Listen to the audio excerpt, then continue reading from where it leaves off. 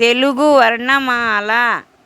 అమ్మ, ఆవు, ఇల్లు, ఈగ, ఉడుత, ఊయల, ఋషి, ఎలుక, ఏనుగు, 5, ఒంటె, ఓడ, ఔషధము, కలము, ఖరము, గంట, ఘటము, చదరంగం, ఛత్రము, జెండా, ఝరము, టమాటా, కంఠము, డబ్బా, ఢంకా, బాణము, తల, పదము, దండ, ధనము, నక్క, పలక, ఫలము, బంతి, భవనము, మయూరము, యంత్రం, రంగవల్లి, లత, వంతెన, శరము, షరాయి, సర్పము, హంస,